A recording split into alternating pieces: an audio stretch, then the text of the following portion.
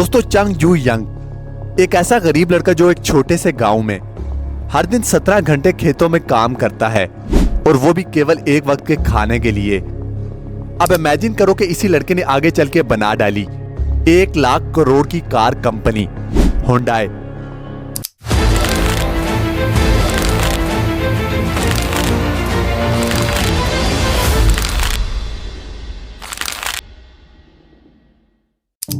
दोस्तों, ये कहानी है होंडा के फाउंडर चंग यू यंग की।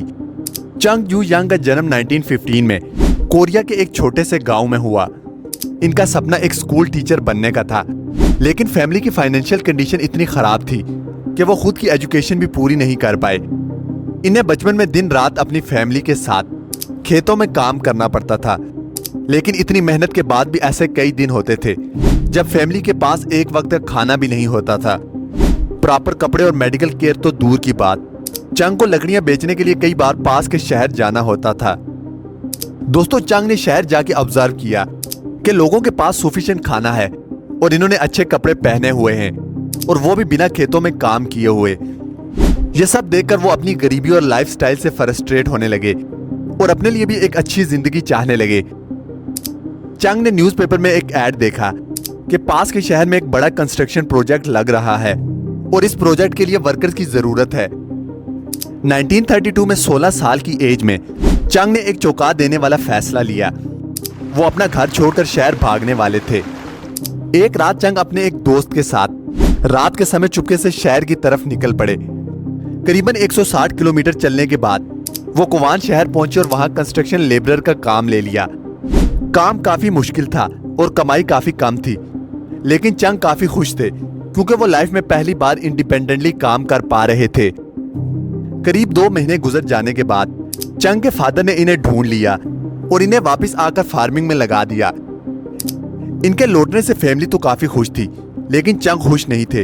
इन 2 महीनों के काम ने चंग के अंदर कंस्ट्रक्शन और सिविल इंजीनियरिंग का पैशन जगा दिया था। चंग जानते थे कि खेतों में काम करके वो कभी भी गरीबी से बाहर नहीं निकल पाएंगे, और इसीलिए इन्होंने 2 बार भागने की कोशिश की, लेकिन दोनों ही बार इनके फादर ने इन्हें ढूंढ लिया।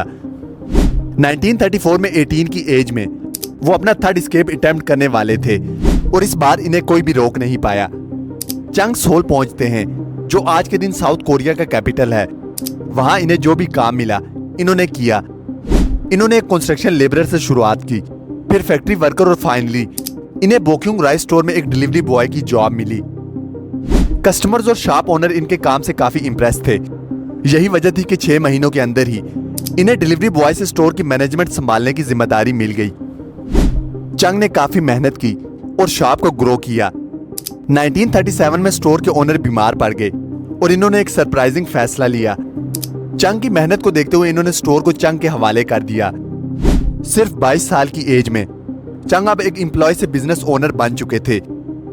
अगले 2 सालों में चंग ने खूब मेहनत की, मार्केट में ट्रस्ट और रेपुटेशन बिल्ड की, जिससे बिजनेस तेजी से ग्रो हुआ। सब कुछ परफेक्ट चल रहा था, लेकिन तब ही एक ट्रेजेडी हो गई। वर्ल्ड वार 2 का टाइम था और उस वक्त कोरिया में जापान का रूल था। जापानीज चाहते थे कि इनकी मिलिट्री को वार के समय सफिशिएंट राइस मिलती रहे, जिसके चलते इन्होंने सभी राइस शॉप की ओनरशिप ले ली। चंग से भी इनकी राइस शॉप छीन ली गई और सालों की मेहनत से बनाया हुआ यह बिजनेस एक ही झटके में खत्म हो गया। चंग काफी दुखी थे, लेकिन इन्होंने हार नहीं मानी। वो एक ऐसा बिजनेस ढूंढने लगे जिसमें जापानीज गवर्नमेंट का इंटरफेरेंस कम था, और तभी इन्होंने कार रिपेयर बिजनेस से जीरो से स्टार्ट किया। 1940 में 3000 वॉन का लोन लेके अद्दू सर्विस गिराज खोला, लेकिन इस बार किस्मत इतनी खराब थी कि खुलने के 1 महीने बाद ही गिराज में आग लग गई और सब कुछ जलकर राख हो गया। चंग की सिचुएशन काफी खराब थी। इन्हें अपना लोन चुकाना था और कस्टमर्स को भी आग से होने वाले लॉस के लिए कंपनसेट करना था, लेकिन हमेशा की तरह चंग ने इस प्रॉब्लम को फेस किया। इन्होंने दोबारा 3500 वॉन का फ्रेश लोन लिया और पहले से भी अच्छा गिराज खड़ा कर दिया। चंग ने देखा कि कस्टमर्स की सबसे बड़ी प्रॉब्लम थी कि इनकी कार रिपेयर होने में कई हफ्ते लग जाते थे, इसीलिए इन्होंने स्पीड को अपना मेन फोकस बनाया।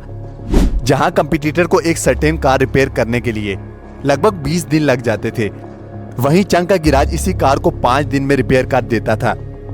इनका गैराज इतना सक्सेसफुल हुआ कि अगले 3 सालों में इनके एम्प्लॉयज की तादाद 80 से ज्यादा हो चुकी थी। इस टाइम तक चंग ने अपना पूरा लोन उतार दिया था और अपनी फैमिली को भी सोल सेटल कर लिया था। इनका बिजनेस तेजी से ग्रो कर रहा था और तभी एक मेजर डिजास्टर ने इनके बिजनेस को ब्रेक लगा दी।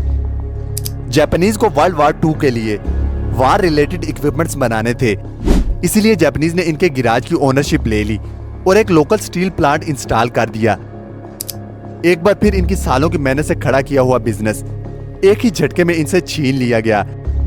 चंग को अपनी फैमिली के साथ वापस गांव लौटना पड़ा, लेकिन इस बार इनके पास 50,000 वॉन्स की सेविंग्स थी और वो कॉन्फिडेंट थे कि वो फिर से एक बिजनेस बना लेंगे।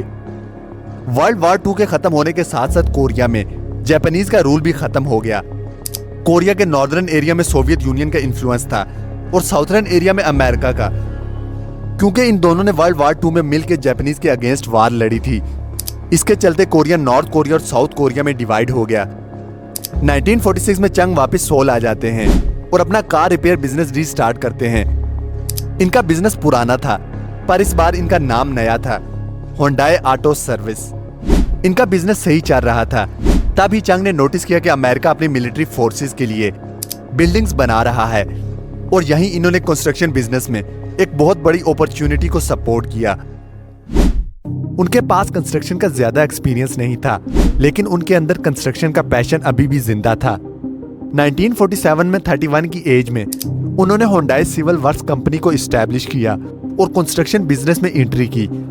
कंपनी की शुरुआत में इन्हें छोटे मोटे काम मिले, लेकिन 1950 आते आते इनकी कंपनी को मेजर कंस्ट्रक्शन प्रोजेक्ट्स मिलना शुरू हो गए और अब ये इनका मेजर बिजनेस बन चुका था। सब कुछ ठीक चल रहा था, लेकिन तभी कहानी में एक और ट्विस्ट आता है।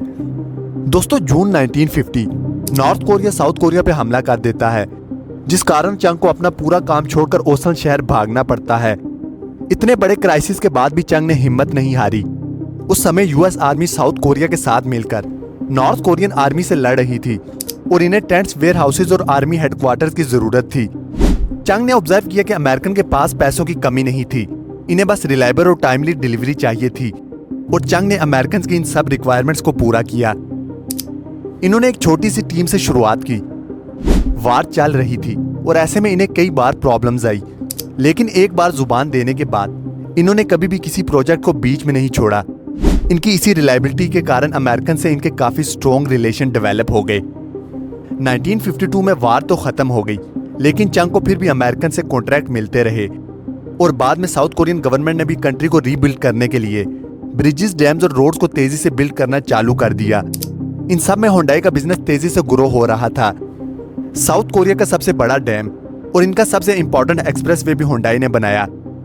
1960s में चंग एक सक्सेसफुल कंस्ट्रक्शन कंपनी के मालिक थे, लेकिन चंग अभी भी सेटिस्फाइड नहीं थे। चंग हजारों किलोमीटर की रोड तो बना चुके थे, लेकिन अब बारी थी इन रोड्स पर चलने वाली कार्स की। 1967 में चंग ने होंडाई मोटर कंपनी इस्टेब्लिश की और 1968 में फोर्ड के साथ एक डील की, जिसमें वो फोर्ड की कोटिना कार को असेंबल करने वाले थे। इनका जॉइंट वेंचर सक्सेसफुली 2 साल तक चला, जिसके बाद दोनों कंपनीज के बीच में कॉन्फ्लिक्ट्स डेवलप हो गए। फोर्ड ये नहीं चाहता था कि होंडाई अपनी खुद की कार्स बनाए और इसीलिए 1973 में चंग ने यह पार्टनरशिप खत्म कर दी। अब होंडाई को एक नए पार्टनर की जरूरत थी और फाइनली इसी साल इन्होंने जापान की मित्सुबिशी मोटर से एग्रीमेंट किया। मित्सुबिशी होंडाई को कार्स बनाने की टेक्नोलॉजी देने के लिए तैयार हो गई। इस डील में होंडाई अपनी ब्रांडिंग और अपने नाम के साथ कार बेच सकता था। इसी दौरान साउथ कोरियन गवर्नमेंट ने भी ऑटोमोबाइल कंपनीज के लिए एक आदेश निकाला। इन्हें एक सिटीजन कार बनानी थी, एक ऐसी कार जो अफोर्डेबल और रिलायबल हो और इसमें केवल साउथ कोरिया में बने पार्ट्स ही यूज हों।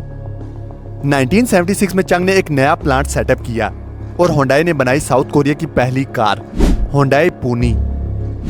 अपनी अफोर्डेबिलिटी के कारण ये साउथ कोरिया में इतनी सक्सेसफुल हुई कि देखते ही देखते होंडाई ने 60% मार्केट शेयर कैप्चर कर लिया और साउथ कोरिया की सबसे बड़ी कार कंपनी बन गई। लेकिन अभी भी एक प्रॉब्लम थी। साउथ कोरिया का टोटल कार मार्केट केवल 30,000 कार्स का था, जो कि प्रॉफिटेबल होने के लिए सफिशिएंट नहीं था। होंडाई पूनी साउथ कोरिया में जितनी सक्सेसफुल थी, ओवरसीज मार्केट में इतनी ही बड़ी फेलियर थी।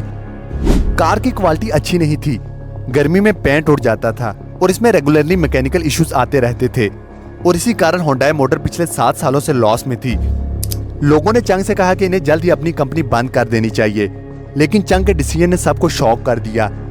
कंपनी बंद कर देना तो दूर की बात, वो एक नई कार फैक्ट्री बनाने वाले थे जिसमें हर साल 3 लाख कार्स प्रोड्यूस हो सकती थी। कंपनी के मैनेजमेंट को चंग का ये डिसीजन समझ में नहीं आया। आखिर 30,000 कार्स के मार्केट में 3 लाख कार्स कौन खरीदेगा? इसका जवाब सिर्फ चंग के पास था। दोस्तों, उस समय साउथ कोरियन इकोनॉमी तेजी से ग्रो हो रही थी और हर साल हजारों लोग पॉवर्टी से निकलकर इकोनॉमिकली स्ट्रॉन्ग हो रहे थे, जिसका मतलब था अगले कुछ ही सालों में कार्स की डिमांड तेजी से बढ़ने वाली थी। 1980 में यह फैक्ट्री रेडी हुई और 1982 में होंडा ने कई सारे इंप्रूवमेंट्स के साथ अपनी पोनी 2 कार लॉन्च की। ये कार साउथ कोरिया में सुपर हिट रही, बल्कि इसे अफ्रीका, अमेरिका और कनाडा जैसी कंट्रीज में भी एक्सपोर्ट किया गया। अगले कुछ सालों में होंडा 4 लाख कार्स बेचकर प्रॉफिटेबल हो चुकी थी। होंडा अब वर्ल्ड लेवल पर एक डिसेंट कार कंपनी बन चुकी थी, लेकिन वर्ल्ड का टफेस्ट और बिगेस्ट कार मार्केट यानी यूएसए को क्रैक करना अभी भी बाकी था। होंडा ने जब यूएस मार्केट को स्टडी किया तो देखा कि जापानीज ने कॉम्पैक्ट कार्स का सेगमेंट ऑलरेडी कैप्चर कर रखा है। इसीलिए होंडा ने सब कॉम्पैक्ट मार्केट को टारगेट किया जहां कंपटीशन जीरो था। साथ में होंडा ने देखा कि यूएसए में सेकंड हैंड कार्स का मार्केट बहुत बड़ा था। इन्होंने इन्हीं कस्टमर्स को सेकंड हैंड कार की प्राइस पर अपनी नई होंडा एक्सेल ऑफर की, और वो भी 5 साल की वारंटी के साथ। इस स्ट्रेटजी ने यूएस की कार मार्केट को हिलाकर रख दिया। Second hand car buyers Honda Excel में शिफ्ट होने लगे। 1986 में होंडा ने यूएस में करीबन 1,70,000 एक्सेल बेची और 1987 में करीबन 2,60,000 एक्सेल बेची। इन दोनों साल होंडा एक्सेल यूएसए की टॉप सेलिंग कार थी। इसी के साथ ग्लोबल लेवल पर भी होंडा एक मेजर कार कंपनी की तरह स्टैब्लिश हो गई। इसी साल 72 इयर्स की एज में चंग ने होंडा से रिटायरमेंट ले ली। इसके बाद इनके भाई और बेटों ने इनकी कंपनी की कमांड संभाल ली और सक्सेसफुली होंडा को ग्रो किया। होंडा आज वर्ल्ड की 3rd बिगेस्ट कार कंपनी है और केवल 2022 में इन्होंने करीबन 40 लाख कार्स बेची थी।